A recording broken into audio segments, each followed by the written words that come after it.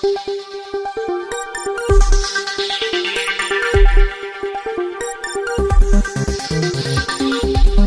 मुमरा के अमरूद नगर में 18 महीने की बच्ची को जो है बेरहमी से मारकर उसकी हत्या कर दी गई थी, लेकिन बताया जा रहा था कि उसके ऊपर भूत प्रेत का साया था, जिसके वजह से उसकी जो उसके आंग में आता था वो उसके ऊपर हत्या करता था। ऐसा माँ बाप ने पहला खुलासा दिया था। अब किस तरीके से इसकी जांच में आगे बढ़ोतरी हो और क्या कुछ जानकारी सामने नजर आई आपकी? पहले तो हमारे पास जो एप्लीकेशन मिली थी उसमें भी ये भूत प्रेत के हिसाब से ही, वो एंगल से ही उनको मारा गया है, ऐसा हमको एप्लीकेशन मिला था। जिसने एप्लीकेशन किया था संतोष महादेव करके नाम लिखा था, शिवाजी नगर मुमरा का एड्रेस डाला था। हमने वहाँ पे जाके ढूंढा, लेकिन वो नाम का पते का आदमी मिला नहीं। वो उन्होंने ऐसा बेनामी अर्जी किया था। लेकिन ये एप्लीकेशन में जो बात लिखी गई थी वो सीरियस थी, इसलिए हम लोगों ने सीरियसली लेके उसमें इंक्वायरी की और वो जो घटना बताई गई थी उसमें से हमने ढूंढ के निकाला तो ये घटना सच निकली कि वो जो 18 महीने की लड़की थी उसको उसके माँ बाप ने मारा था। लेकिन उसमें जो इंक्वायरी में ये एंगल निकला कि भूत प्रेत का एंगल नहीं निकला, ताकि वो उसमें उनको 5 बच्चे थे। पहले 2 लड़के हैं, बाद में 3 लड़कियां हैं। लास्ट की 2 जो लड़कियां हैं वो उनसे संभाली नहीं जाएगी करके उन्होंने उनको मारने के लिए प्रयास किया था। और ये जो मर गई लड़की, उससे बड़ी लड़की एक है, हबीबा नाम की जो लड़की है 3.5-4 साल की, उसके ऊपर भी उन्होंने ऐसे इंजरीज वगैरह किए थे, जिसके लिए उसके ऊपर केस भी रजिस्टर हो चुका है। दोनों माँ बाप जो है स्कॉलर, इस्लामिक स्कॉलर माने जाते हैं, क्योंकि पिताजी जो है इस्लाम से पढ़े हुए हैं, माँ भी इस्लाम से पढ़ी हुई है। जिस तरीके से दोनों, तो क्या इसमें एंगल सामने नजर आया? क्योंकि हॉस्पिटल में जिस दौरान लिखी गई उस दौरान भी हॉस्पिटल वाले ने भी जो है कोई कंप्लेंट नहीं किया था। माँ ने जो बच्चे को उठा कर डायरेक्ट कब्रिस्तान में जिस तरीके से लेके गए, तो किस तरीके से एंगल पूरा सामने, क्योंकि महीने भर से आपके जो जाँच एजेंसी से इसके अंदर जुड़ी हुई थी, किस तरीके से ग्लू मिला इसके अंदर? यहाँ पर उनका बैकग्राउंड देखा जाए तो एजुकेटेड बैकग्राउंड नहीं है। बाकी उन्होंने मदरसे में शिक्षा ली है। माँ ने तो कोई स्कूल गई नहीं, लेकिन जो बाप है उसने दूसरी तक पढ़ा है, बाद में उसने मदरसे में शिक्षा ली है। और बाकी तो उनका पुअर बैकग्राउंड है।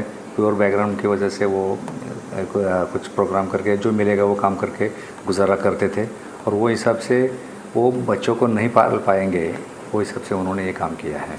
सर, ये जो केस को उस टाइम पे जब जांच चालू हुई, जब ये एलिगेशन आई थी, एलिगेशन जो थी वो भी फेक मानी जा रही है। और उसके अलावा जब ये माँ बाप को पकड़ा गया तो माँ के अंग पे कुछ आता है या बाप के अंग पे कुछ आता है, ऐसा भी इसको रोक दिया गया था। नहीं समझा नहीं मेरा सवाल। माँ के अंग में कोई खब्बिश या कुछ आता है और उस वजह से वो बच्चों को घायल करती है, ऐसा भी एंगल इस केस में दिखाई दे रहा था। कंप्लेंट तो वही एंगल से प्राप्त हुई थी। हमने वो एंगल से भी ढूंढा, क्योंकि वो एंगल हमको ढूंढना ज़रूरी था कि जो डेंजरस एंगल है, लेकिन वैसा वो एंगल से कुछ ऐसा एविडेंस या तो कोई ये नहीं मिला, इसलिए वो एंगल नहीं लगाया। सर, ये बच्चों को घायल करा जा रहा था और जिससे ये बच्ची जो थी पहले मैकफोर्ट में जो एडमिट करने लेके गए तो उसके सर पे काफ़ी वार थे और वो मतलब कोई चोट के निशान नहीं दिख रहे थे। और जो डॉक्टर ने ट्रीटमेंट किया है उन्होंने भी मतलब ये उनके पेपर में कह रहे हैं ये हमने लिख दिया था, इसे पुलिस में एमएलसी भेजना चाहिए, मगर हॉस्पिटल वालों ने भेजा नहीं। और उसके बाद में बच्ची की वहाँ ट्रीटमेंट के दौरान फिट आने से डेथ हो गई और फिर उन लोगों को एमएलसी दे दी गई और बच्ची को दफनाया गया। और फिर आप लोगों ने अपनी इंक्वायरी में रिटर्न निकाला और उसमें एक रोक ये भी दिया था बच्ची के साथ कुछ बाप ने गलत भी किया है, ऐसा कुछ मतलब आपकी जांच में आया है क्या? नहीं, वो हमने हमको वो एंगल से भी इंक्वायरी का इन्वेस्टिगेशन करना था, कर लिया है। गलत जो किया है बोल रहे वो उसका कोई एविडेंस नहीं मिला है। पोस्टमार्टम में हमने क्वेरी डॉक्टर को पूछी थी तो वो एंगल नहीं है। सर, ये बोईवाड़े में भी ये इनके ऊपर केस दाखिल हुआ था 326, तो वो क्यों दाखिल हुआ था और वो उसका रीज़न क्या था? वो एक कपल ने उनकी जो सेकंड लास्ट लड़की थी उसको झारखंड में उसकी जीभ उन्होंने बीच में से काट दी थी और चेहरे पे उसके उन्होंने स्टैब किया था, इंजरीज की थी। तो वो ट्रीटमेंट के लिए वो KM हॉस्पिटल बॉम्बे में आए थे। जो कि कानूनी कार्रवाई है कि उन्होंने एमएलसी करना चाहिए, तो केएम हॉस्पिटल में MLC local police station Bhoiwada में की, तो भोईवाड़ा ने वो उसमें गुना दाखिल करके जहाँ पे घटना हुई थी झारखंड में, वहीं पे वो केस भेज दी गई है। सर आखिरी सवाल, जिस तरीके से माँ बाप ऐसे बच्चों के ऊपर अगर वारदात करते हैं तो आपके माध्यम से माँ बाप को क्या आह्वान रहेगा, क्या कुछ मैसेज देना चाहोगे? जिस तरीके से ये केस में जो है लगातार आरोप हो रहे थे कि जिस तरीके से माँ और बाप ने मिलकर जो बच्ची की हत्या की है।